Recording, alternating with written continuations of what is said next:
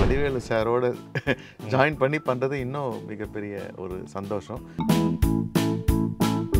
சுந்தர்சி சாருக்கு வந்து கரெக்டான டெக்னிக்கலாக வந்து யார் எந்த படத்துக்கு யூஸ் பண்ணோன்றதை அவர் ரொம்ப பர்ஃபெக்டாக சூஸ் பண்ணுவார்.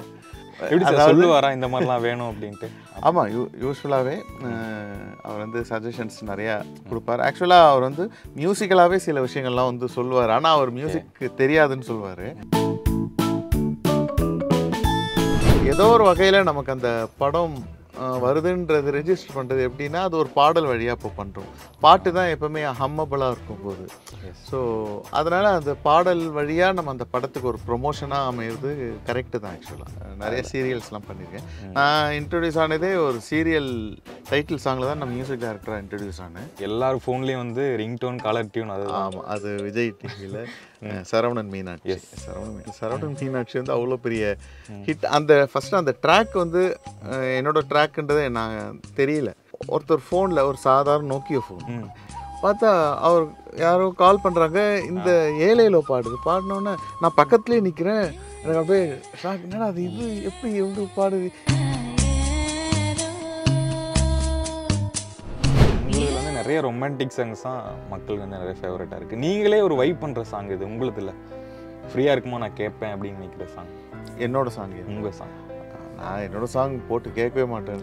ஃபஸ்ட்டு எந்த சாங்குமே கேட்டதில்லை. லவ்வில் லவ்வில் லவ்வில் லவ்வில் விழுந்துட்டேன் நான், அவளை அவளை அவளை அவளை நினச்சிட்டேன், பகல பகல பகல இரவ தொலைச்சிட்டேன், தன தனன தனன தனன நனன தனனா, வெண்ணையில செஞ்ச சில தென்னையில பார்த்தேன், அன்னையில இருந்து நான் என்னென்னவோ ஆனேனே ஆனேனே ஏதேதோ ஆனேனே.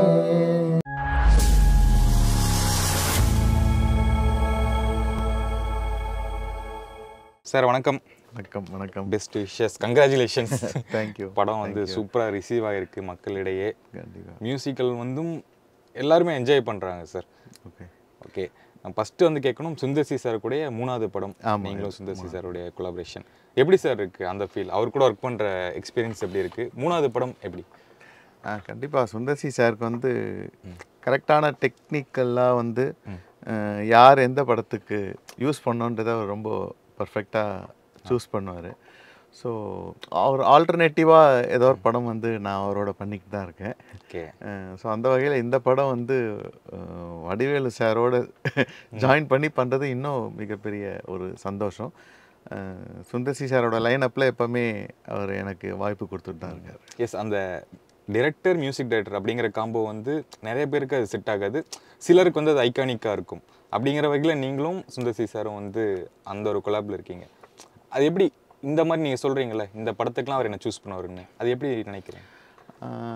இல்லை, அவருக்கு அவர் ஆக்சுவலாக ஸ்கிரிப்ட் எழுதுகிற மாதிரி தான். அவர் ஸ்கிரிப்ட் எழுதும்போது என்னென்ன தேவைப்படுமோ அதெல்லாம் பர்ஃபெக்டாக பண்ணுற மாதிரி இந்த படத்துக்கு இந்த டெக்னீஷியன் இருக்குன்னு அவரும் ஒரு ஃபீல் பண்ணுறாரு ஆக்சுவலாக எப்படி மூவிக்கு. ஸோ அந்த வகையில் வந்து ஒரு ஆல்டர்னேட்டிவ் மூவிஸில் நான் இருக்கிறது எனக்கு ரொம்ப சந்தோஷம். அவர் என்ன எங்களுடைய சிங்க்கும் கொஞ்சம் நல்லா ஒர்க் அவுட் ஆகும். அதே மாதிரி அவருடைய சஜஷன்ஸ்லாம் நான் நிறையா உள் வாங்கிட்டு இன்னும் கொஞ்சம் சொல்லுவாரா இந்த மாதிரிலாம் வேணும் அப்படின்ட்டு? ஆமாம், யூஸ்ஃபுல்லாகவே அவர் வந்து சஜஷன்ஸ் நிறையா கொடுப்பார். ஆக்சுவலாக அவர் வந்து மியூசிக்கலாகவே சில விஷயங்கள்லாம் வந்து சொல்லுவார். ஆனால் அவர் மியூசிக் தெரியாதுன்னு சொல்லுவார். ஏதோ நம்ம கம்போஸ் பண்ணி போட்டு காமிச்சோன்னா நார்மல் ஆடியன்ஸ் மாதிரி சொல்லாமல் கொஞ்சம் ஒரு நல்ல ஒரு இன்புட்டாக இருக்கும் அவர் சொல்கிறது. சரி, இந்த இடத்துல இந்த மாதிரி போகுது, இங்கே ஏதாவது வாய்ஸ் வந்தால் நல்லா இருக்குமா அப்படின்னு கேட்பார். பேக்ரவுண்ட் ஸ்கோரில் இங்கே வந்து வேறு ஏதாவது இன்ஸ்ட்ருமெண்ட் ஃப்ளூட்டு வச்சு ஒன்று பண்ணுங்க இந்த இடத்துல அப்படின்னாரு. ஸோ அது அவர் ஏதோ ஒரு ஃபீல் பண்ணார். ஒரு ட்ராக்கை கேட்டவுடனே இந்த சவுண்ட் இருந்தால் நல்லாயிருக்குன்ட்டு அவர் ஒரு ஃபீல் பண்ணுவார். அதை நம்ம சொல்லும்போது நமக்கு அது ஃப்ரெஷ்ஷாக இருக்கும். நம்ம அந்த ஆஸ்பெக்டில் திங்க் பண்ணியிருக்க மாட்டோம். அவர் சொல்லும்போது அது நமக்கு இன்ட்ரெஸ்டிங்காக இருக்கும். ஸோ நான் அதையும் கொஞ்சம் அப்ளை பண்ணி காமிப்பேன். அதுக்கப்புறம் அவர் வந்து கேட்டால் ஃபைனாக இருக்கு, சூப்பராக இருக்குன்னு. அதுக்கப்புறம் சொல்லுவார், எனக்காக பண்ணாதீங்க, உங்களுக்கு ஓகேவா அப்படின்னு கேட்பார். அது எல்லாமே கரெக்டான விஷயமாகவே இருக்கும் அவர் சொல்கிறது எல்லாமே. இவ்வளோ விஷயம் கேட்டதுக்கப்புறம் எனக்கு மைண்ட் எங்கே போயிடுச்சுன்னா, அண்ணா பல்லவி சரணம் சொன்னீங்க, ரெண்டு என்னண்ணா அப்படின்னு இப்போ கேட்பேன் அந்த மாதிரி. அதுதான் வருது ஞாபகம். சார் அந்த படம் பார்க்கும்போது இன்ட்ரோல் பிளாக்ல ஒரு போர்ஷன் வரும், ஒரு இங்கிலீஷில் ஒரு ரேப் சாங் மாதிரி ஒன்று இருக்கும், பிஜிஎம் ப்ளஸ் ரேப் சாங் மாதிரி இருக்கும். அது வந்து ரொம்ப அருமையாக இருந்தது சார். ஏன்னா உங்கள் ஸ்டைலில் வந்து பார்க்கும்போது யூனிக்காக அது இருந்த மாதிரி இருந்துச்சு. அது எப்படி சார் அது அமைஞ்சது? இல்லை ஆக்சுவலாக அது ஆக்ஷன் பிளாக், அது ரொம்ப லென்த்தியான ஆக்ஷன் சீக்வன்ஸ் இது. சார் வந்து நிறைய ரெஃபரன்ஸ்லாம் கொடுப்பார். இது ரெஃபரன்ஸ் எல்லாம் இருக்குது ஆக்சுவலாக. Okay.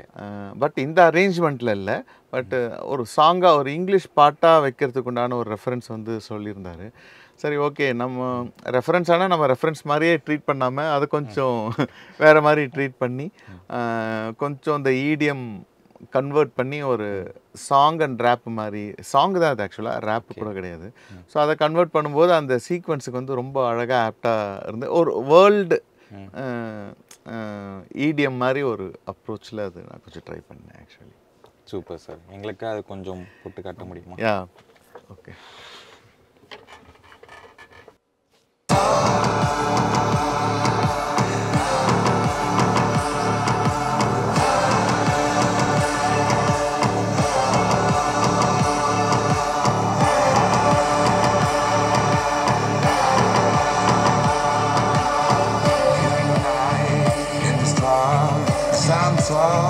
Transform every pain, every tear. I'll embrace what I hold dear.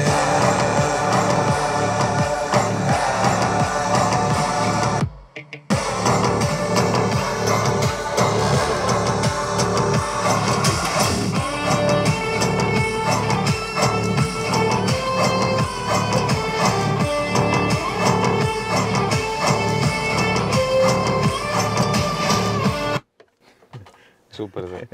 Actually இது வாய்ஸ் கொஞ்சம் வரும்ல? ஆமாம், இது மேல் தான் பாடியிருக்காங்க. ஆமாம், பிரச்சனை இல்லை. அது சொல்லணுமா அதான் யோசிக்கிறேன் நான். சரி, அது மட்டும். சரிங்க சார். கொஞ்சம் முன்னாடி போனோம்னா உங்களுடைய ஃபேவரட் சாங்ஸ்ன்னு பார்க்கும்போது எனக்கு பர்சனலாக ஃபேவரட் வந்து இந்த சாங் தான், என்னை மறந்தேன் எங்கேயும் எப்போதும். ஆமாம், ஃபஸ்ட்டு ஒரு டெபியூட்டே கொடுக்குறோம், அதுவே ஒரு ஆல்பம் ஹிட்டாக கொடுக்குறோம் அப்படிங்கிறதெல்லாம் வந்து நிறைய பேர்த்துக்கு கம்மியாது. அது எப்படி அமைஞ்சது? அது எங்கேயுமே எப்போதும் வந்து அது பயங்கரமான ஒரு மேஜிக் தான். அது வந்து படத்தில் அந்த ஸ்க்ரீன் பிளே ஆகட்டும், அந்த ஸ்டோரி லைன் ஆகட்டும், அவரோட டைரக்ஷன், அதுக்கப்புறம் ப்ரொடக்ஷன் எல்லாமே அது வந்து கரெக்டாக சேர்ந்துது. ஸோ அந்த பாடலும் நல்லா இருக்கும்போது அது இன்னும் மிகப்பெரிய வெற்றிக்கு வந்து அந்த கதையும் அந்த டைரக்டரோட டைரக்ஷனும் தான் ரொம்ப இம்பார்ட்டண்ட்டாக நான் பார்க்குறேன். அது நமக்கு தெரியாது எது ஹிட் ஆக போது, நமக்கு எதுவும் தெரியாது, எப்பவும் போல் ஒரே மாதிரி ஒர்க் பண்ணுறோம். அந்த படத்தில் எல்லாமே ஆல்பம் ஹிட் ஆனது, ஃபர்ஸ்ட் மூவிலாம் அமைஞ்சது எனக்கு ரொம்ப சந்தோஷம். சார் நீங்கள் சொன்ன மாதிரி அந்த டைரக்ஷன் தான் வந்து பாட்டு வந்து கொஞ்சம் தூக்கி தருது அப்படின்னு நினைக்கிறீங்களா? அந்த சீன்ஸ் தான் இல்லை, அந்த ஹோல் மூவியே வந்து ரீச் ஆகும்போது தான் அந்த பாடல் எல்லாமே, எல்லா டெக்னிக்கல் ஒர்க்ஸ்லாம் உங்களுக்கு எப்போ எல்லாரும் பேசப்படுதுன்னா படம் ஹிட் ஆனால் தான் பேசப்படுது.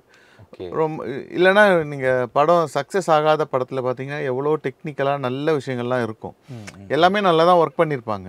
ஆனால் படம் வந்து ஏதோ ஒரு வகையில் அது ஹிட் ஆகலைன்ற பட்சத்தில் டெக்னிக்கலாக ஒர்க் பண்ணவங்க யாரையும் நம்ம அப்ரிஷியேட்டே பண்ணுறதில்லை. ஸோ தனியாக யாரும் பார்த்து பண்ணுறதில்ல. அந்த ஹோல் மூவி ஹிட் ஆனால் தான் எல்லாருக்கும் ஒரு கிரெடிட்ஸ் வருது. அந்த வகையில் அது ஹிட் ஆனனால தான் நல்ல விஷயமும் எல்லாருக்கும் வந்து ரீச் ஆகுதுன்னு சொல்ல வரேன். Okay sir. இப்போது இருக்க ஜென்ரேஷனில் ஒரு படத்துக்கான ஒரு அறிமுகமே வந்து ஒரு பாடல் தான் இருக்குது. ஒரு ஃபஸ்ட் சிங்கிள் அப்படின்னு ரிலீஸ் ஆகும்போது தான் இந்த படம் இருக்குது அப்படின்னே வெளியே வருது. அது நீங்கள் அக்செப்ட் பண்ணிக்கிறீங்களா? பாடல் தான் படத்தை அறிமுகம் பண்ணுது அப்படிங்கிற விஷயம் இல்லை. இப்போ ஏதோ ஒரு வகையில் நமக்கு அந்த படம் வருதுன்றது ரெஜிஸ்டர் பண்ணுறது எப்படின்னா அது ஒரு பாடல் வழியாக இப்போ பண்ணுறோம். பாட்டு தான் எப்போவுமே ஹம்மபிளாக இருக்கும் போது. ஸோ அதனால் அந்த பாடல் வழியாக நம்ம அந்த படத்துக்கு ஒரு ப்ரொமோஷனாக அமையிறது கரெக்டு தான் ஆக்சுவலாக, என்னை பொறுத்தவரைக்கும் கரெக்ட். Okay sir. நான் பார்த்தேன் அவங்களுடைய லிஸ்ட்லாம் பார்க்கும்போது மூவிஸ் ஃபில்மோகிராஃபி தாண்டி டெலிவிஷனில் தான் நிறைய பெரிய லிஸ்ட்டே இருந்தது. ஆமாம் ஆமாம், நிறைய சீரியல்ஸ்லாம் பண்ணியிருக்கேன். நான் இன்ட்ரடியூஸ் ஆனதே ஒரு சீரியல் டைட்டில் சாங்கில் தான் நான் மியூசிக் டைரக்டராக இன்ட்ரடியூஸ் ஆனேன். ஆடுகிறான் கண்ணன் ஒரு சீரியல், அது அபிநயா கிரியேஷன், திரு ஜே.கே. சார் அவர் தான் என்னை ஃபர்ஸ்ட்டு மியூசிக் டைரக்டராக இன்ட்ரடியூஸ் பண்ணார். திரு பத்ரி அவர் தான் அதோட டைரக்டரு. ஸோ இன்னும் அவரோட ட்ராவல் பண்ணிகிட்ருக்கேன், நிறையா ஒர்க்ஸ் பண்ணிகிட்ருக்கேன் அவரோட. அதேமாதிரி சன் டிவியில் அது ரிலீஸ் ஆச்சு. ஓகே. இன்னொரு டைட்டில் சாங் வந்து ஒரு மிகப்பெரிய ஹிட்டு, எல்லார் ஃபோன்லேயும் வந்து ரிங்டோன் காலர் டியூன் அது ஆமாம், அது விஜய் டிவியில் சரவணன் மீனாட்சி. சரவணன் ஃபஸ்ட்டு மதுரைன்ற ஒரு இதில் நான் பண்ணேன் அந்த ட்ராக்கு. ஸோ அதை வந்து சரவணன் மீனாட்சியாக கன்வெர்ட் ஆகி அது டைட்டில் ட்ராக்காக யூஸ் பண்ணிட்டு. அது நீங்கள் பார்த்துருக்கீங்களா சார் அந்த ஏலேலோ ஏலே அந்த சாங்? ஆமாம் ஆமாம், எல்லா பக்கமும் அந்த ரிங்டோனு காலர் டியூனாக இருக்கும். அப்போ ஒரு டைமில் பீக்காக இருந்துச்சு. ஆமாம் அதை பார்க்கறக்காக இந்த சீரியல் இன்ட்ரோலாம் பார்ப்பாங்க. ஆமாம் ஆமாம். எனக்கு ரொம்ப நாளாக ஆக்சுவலாக தெரியாது. ஆக்சுவலாக அந்த சரவணன் மீனாட்சி வந்து அவ்வளோ பெரிய ஹிட். அந்த ஃபஸ்ட்டு அந்த ட்ராக் வந்து என்னோட ட்ராக்குன்றதே நான் தெரியல. நான் ரேண்டமாக ரோடில் ஒரு நாளைக்கு அப்படியே வாக் பண்ணிட்டு போயிட்டே இருந்தேன். ஒருத்தர் ஃபோனில் ஒரு சாதாரண நோக்கியோ ஃபோன், அந்த அப்போ அந்த ரிங்டோன்லாம் அப்போ தான் வந்த டைம்னு நினைக்கிறேன், ஒரு 1 or 2 இயர்ஸ் மியூசிக் டவுன்லோட் பண்ணி அந்த மாதிரி பார்த்தா அவர் யாரோ கால் பண்ணுறாங்க. இந்த ஏலேலோ பாடினோன்னே நான் பக்கத்துலேயே நிற்கிறேன்.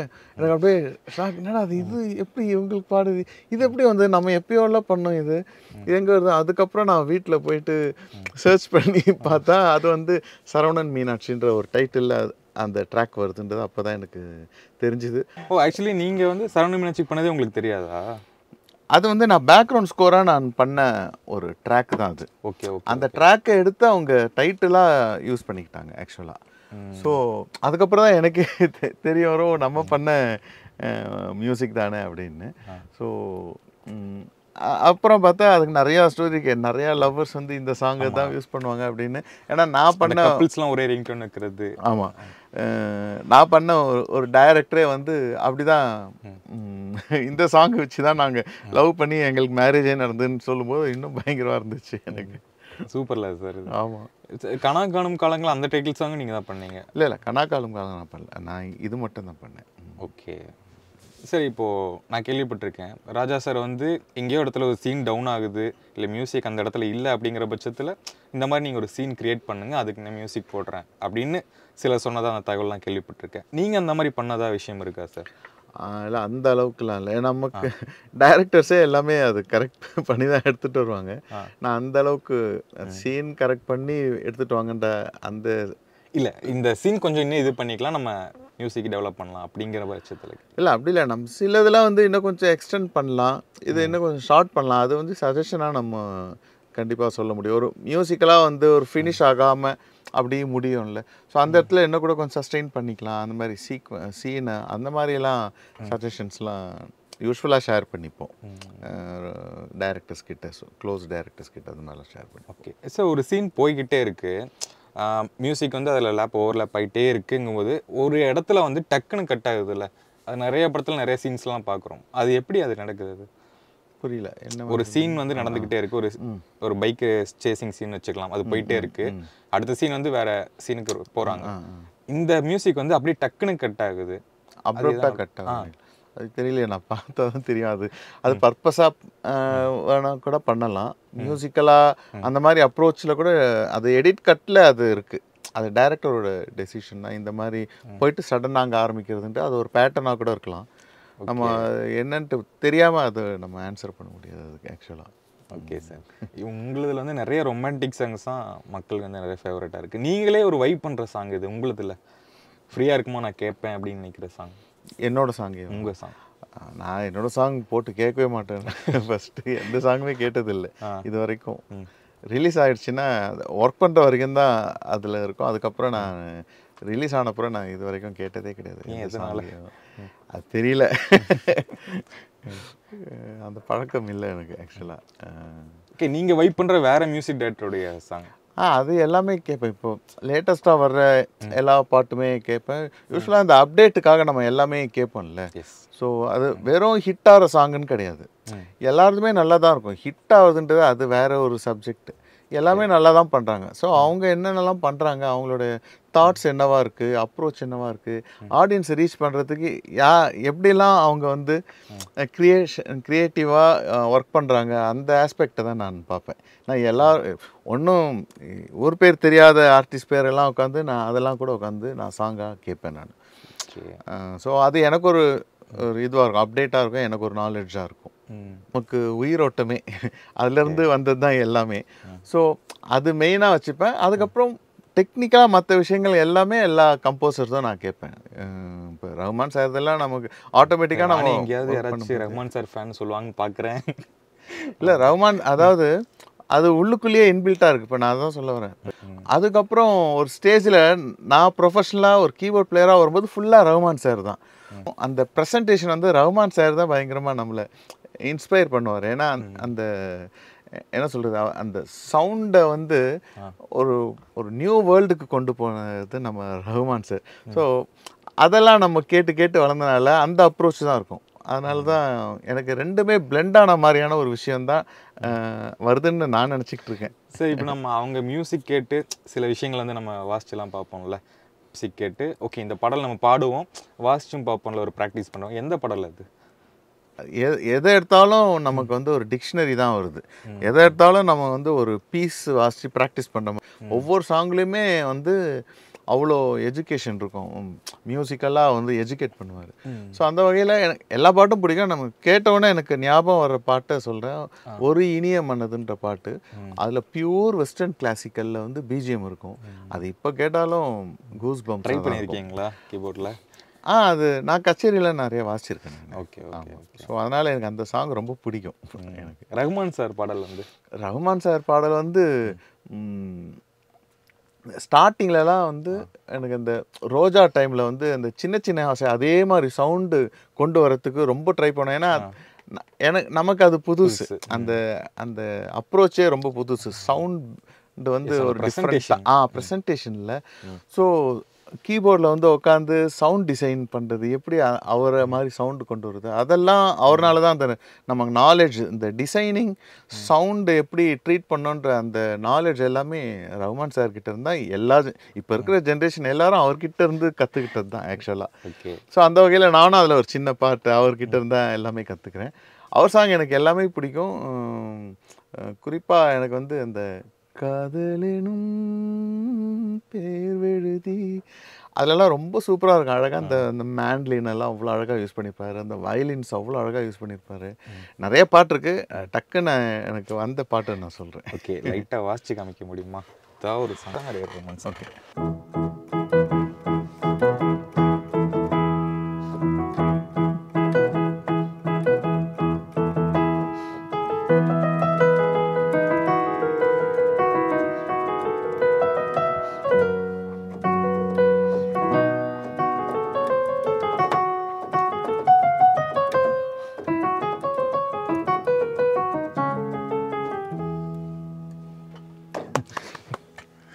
Super sir. அப்படியே என்னுடைய ஃபேவரட் உங்களுடைய சாங் வந்து லவ்வுல விழுந்துட்டேன். அப்படியே வாசிச்சு ஒரு வைப் பண்ணிடுவோம். ஓகே.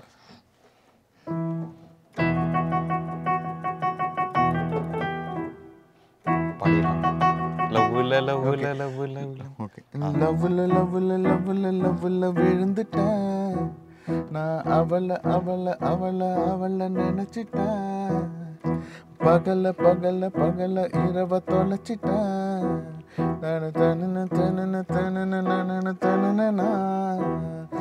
வெண்ணையில செஞ்ச சில தென்னையில பார்த்தேன். அன்னையில இருந்து நான் என்னென்னவோ ஆனேனே ஏதேதோ ஆனேனே போனேனே எங்கேயோ போனேனே. உன் பேரே தெரியாது. ரொம்ப டார்ச்சர் பண்றேன். பேரே தெரியாது, உன்னை கூப்பிட முடியாது, நான் உனக்கு ஒரு பேர் வைத்தேன் எனக்கே தெரியாது.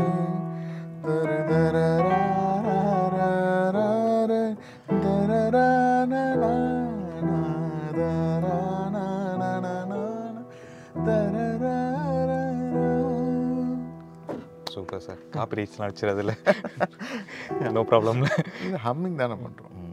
Okay, super sir. இப்போ 30 படங்கள் கிட்ட பண்ணிட்டீங்க. நெக்ஸ்ட் ஒரு 4-5 படங்கள் லைனப்பில் இருக்கு. எல்லாமே பண்ணிட்டும் ஒரு உங்களுக்கு நீங்க நினைச்ச ரீச் வந்து கிடைச்சிருக்குன்னு நினைக்கிறீங்களா? ஏன்னா நம்ம வரும்போதே ஒரு பொசிஷன் எய்ம் பண்ணியிருப்போம், இந்த பொசிஷனில் இருக்கணும் அப்படி. அது கிடைச்சிருச்சுன்னு நினைக்கிறீங்க? இல்லை, நான் அது மாதிரி எய்மோடவே நான் வரல. எந்த பொசிஷனையும் நோக்கி நான் இல்லை. மியூசிக் பண்ணுறது பிடிக்கும், அவ்வளோதான். மியூசிக் பண்ணுறோம், அதுவா வாய்ப்பு கிடச்சி அதுவாக வந்து இசையமைப்பாளர் ரேஞ்சுக்கு கொண்டு வந்திருக்கு. ஓகே, அவ்வளோதான். அதுவே எனக்கு பெரிய விஷயம் தான் எனக்கு. Super sir. ஏன்னா இந்த ஒரு வேர்டு இருக்கும், அண்டர் ரேட்டட் அப்படிங்கிற வேர்டு, நீங்களும் பார்த்துருப்பீங்க. அது ஏதாச்சும் கேள்விப்பட்டிருக்கீங்களா? ஆமாம், அங்கங்கே போட்டே இருப்பாங்க, சாங் கீழெல்லாம் போட்டிருப்பாங்க. சத்யா எஸ், ஏன்னா மீம்ஸ்லேயே பார்ப்பீங்களா சார்? ஆமாம் ஆமாம் ஆமாம். நிறைய மியூசிக் டைரக்டர்ஸ் போட்டு சத்யா சாரையும் போட்டு சார் இஸ் அன்ரேட்டட் அப்படிங்கிற மாதிரி வரும்.